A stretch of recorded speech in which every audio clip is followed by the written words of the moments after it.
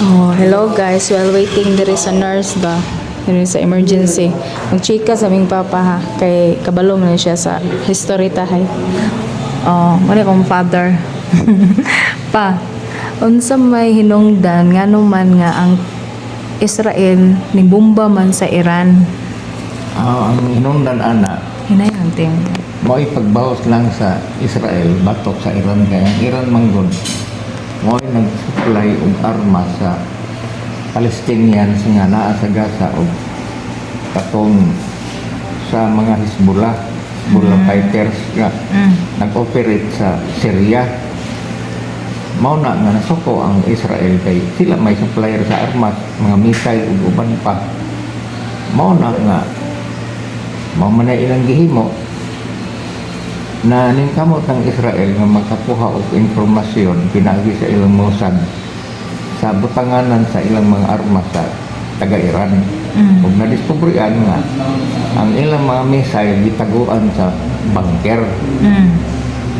Ug nahibaw-an pag pinagi sa Mossad nga ang ilang mga nuclear facilities mao na karon ang ilang gibirahan sa mo na ang gitarget karon sa Israel para dili na sila ka-supply og armas sa mga taga-Hezbollah nga naa sa Syria o sa Palestinians nga naa sa Gaza. Mao ka na nun. Giunhan nila pagpamumba. Pero kana, bawas na lang na sa previous lagi nga activity sa taga-Iranian magsigig supply og mga missile sa Hezbollah o sa mga Palestinian sa Gaza. Nga ibomba po sa Israel. Oo, yung man nila sa Israel. Mao Mao na. Nga na successful ang tuyo sa kuan Israel nga mabungkag yung ilang mga bunker. Ako na ay part pero dili pag totally.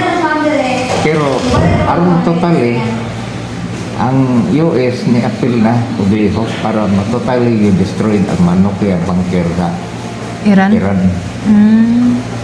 Kay nahibawan Manila nga ang mga Iranian mao man po nag-supply sa mga missile o uban pa mga drones nga to sa gera sa Russia. Exit sila sa supply ng missile o drone sa Russia batok sa Ukraine. Ang Iran. Ang Iran. Ang US. Sa to pa ang US nilaban sa Israel. Oo, kay kuan man. Allied man sila. Ang US allied man sa Israel. Oo. Nya mahitabo pa ba ang World War 3?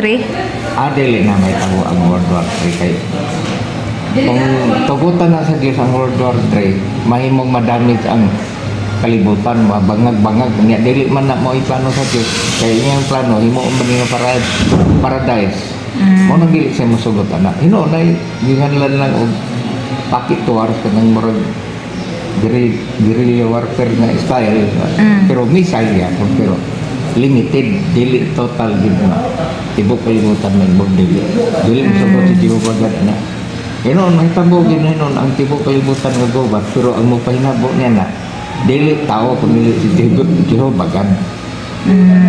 Sa timetable ni Jehovah God kana siya dili matawag na nga World War 3 sa iyang timetable ang tawag na Armageddon to kaya Armageddon one mao man tong panahon ni Noe karon kay tama man ta sa mga adlaw ni Noe nga iya pong limpihan ang kalibutan mao po din yan lang og Armageddon to. Pero wala man na marikot Biblia nga Armageddon to pero ang tawag lang diha Armageddon meaning nga sa ato lang pagsabot paghukom na ikaduhang paghukom sa Dios sa kalibutan. Mao na siya ang iyang kinabuon. Pero dili pod sa ingon nga masunog ang kalibutan inig kung magpahinabo nag Armageddon. Dili. Kuan ang iyang sunugon ang mga tao. Ng mga dautan. Kay mo pauwan man siya kayo ikan sa langit niya. Kara rabang kayo di kay kayo ra na pagi bato ara nga pataban. Tao aga nang bato nga nagkayo. Mao na ang gid. So wala sa Ezekiel sa bang basahan sa Biblia ang kasagaran nga gidagkon ana ang gibug-aton 20 kilos. Igi yung makapatay sa tao ini. Di kay bokol ra. Oo, nya napay kayo. Peligro. Nya gawas ana no. Gawas ana. Pahinabuon po niya nga magkaunay ang mga sundalo sa kalibutan. Instead nga ilang targeton ang mga alagad sa Dios, sila hindi magkaunay o kinatyanay. Maunay di kuan po sa Ezekiel. Asa man dapit sa Ezekiel? Awa po ko kuan sa specific. Basta kay nana sa prophecy sa Ezekiel. Niya gawa sana. Napagi iyang ipinabo kanang kung ang tao na iginganlan og biological warfare. Ang Diyos mas kuyaw pa. Biological og tama na mupay na po sa biological warfare sa iyang style. Mo na ning monkeypox. Dili pala. Mas kuyaw dili kung pa. iya kay kung maigo anang iyang ginganlan biological warfare nga iya sa Diyos. Pag maigo ka niya na, pag maigo ang tao na, largo kalabira. Oo. Largo kalabira. Asa man na nga prophecy? Basta na ko niya kung Ezekiel, peligro. Peligro. So, dili lang mabala ka mga tao, wala lang yung World War III. Awa na, dili.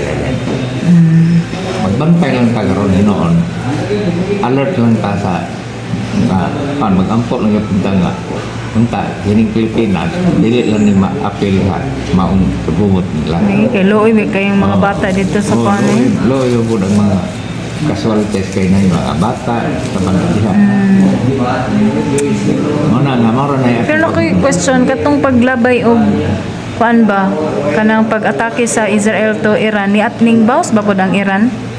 Aw ni ba sila mao na gibumbahan ko nila ang Tel Aviv niya mao na ginakaroon ang daghan mga building sa Tel Aviv karon na destroy niya lain ang ilang style kaya ang ilang style ang gi-appeal man nila ang hospital niya na kay kuan airport gi-appeal nila og bomba ang kanang military facility sa Israel, apel nila bomba.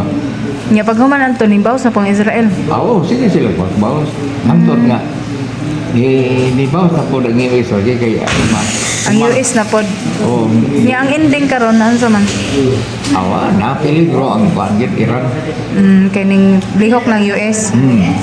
Kaya kung mubaw sila sa US, kung di ba bomba naman sila sa US ni Hulga si Trump kung mubawas pag yun ang Iran direkta sa US mas grabe pa ang kay nabuon ni Trump sa Iran o Hulga ng Iran mas grabe pa Sige. Final statement. ano na to dire nga walay World War III nga may tabo pero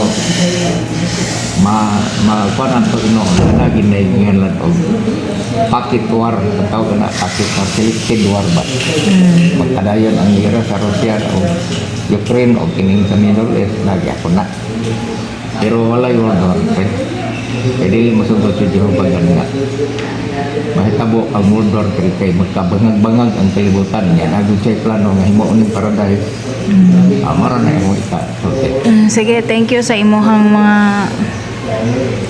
kuan pa mga comment, mga paghisgot bahin aning history sa Israel o Iran. okay thank you for